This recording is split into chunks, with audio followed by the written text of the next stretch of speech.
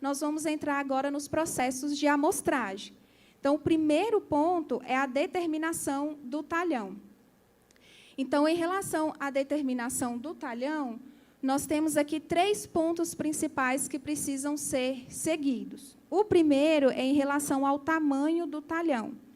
Então, nós indicamos que o talhão que será amostrado não deve ultrapassar a área de 50 hectares.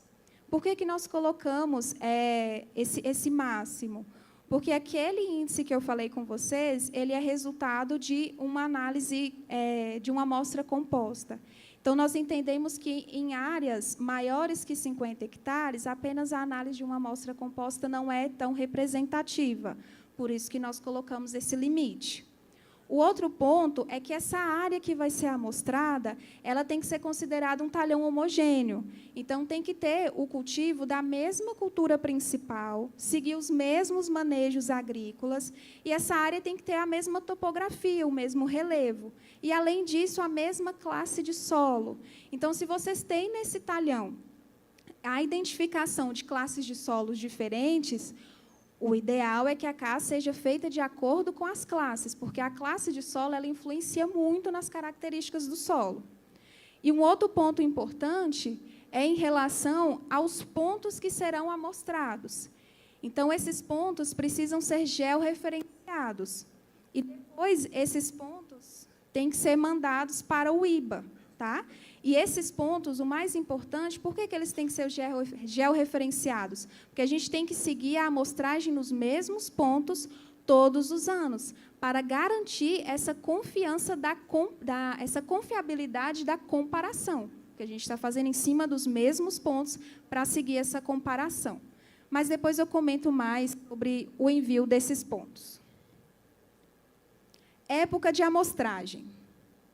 Aqui, na época de amostragem, também tem 3 pontos principais para determinar essa época de amostragem. Então, a coleta da CAS ela tem que ser feita com a cultura já instalada no talhão. Isso para culturas anuais, né? No caso que a gente faz essa ressalva. Isso porque, para as análises biológicas, a gente precisa da presença de raízes vivas. Então, a cultura já tem que estar instalada no talhão. Outro ponto importante. Nessa época de amostragem, não pode ser feita na época seca, isso para cultivos em sequeiro, porque um solo muito seco ele vai influenciar muito a análise física do solo. Então, não pode ser um solo muito seco.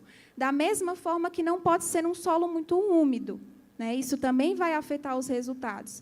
Então, a gente coloca que tem que ser ali no meio, né? Uma condição de solo friável. O que é um solo friável? Um solo friável é aquele solo que, quando você pega um punhado do solo e você aperta ele na sua mão, quando você abre ele, ele vai separar em agregados ali, né, em tamanhos de agregados naturais ali. Ele vai deformar na sua mão, quando você abre, ele se separa em agregados. Já um solo muito seco é aquele que você vai abrir e ele vai todo se degradar ali, se fragmentar.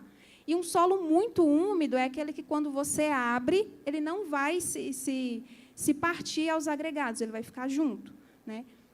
Então, tem que respeitar essas 2 primeiras condições. Cultura já instalada, condição de umidade. Nem muito seco, nem muito úmido. Bom, respeitando essas 2 condições, o terceiro ponto é, definiu a época de amostragem, tem que ser a mesma para todos os anos. Daquela mesma forma, pelo mesmo motivo dos pontos, garantir a confiabilidade da comparação. O nosso laboratório parceiro, que nós fazemos as análises biológicas, eles indicam que, principalmente para as análises biológicas, a amostragem tem que ser feita no momento em que a planta está mais ligada com a atividade biológica. Isso ocorre na época de florescimento, tá? Então, a gente tem essa sugestão de fazer na época de florescimento. Não dá para fazer nessa época, por conta das logísticas, tudo bem, determina outra época, outro estádio da cultura e segue esse estádio nos próximos anos.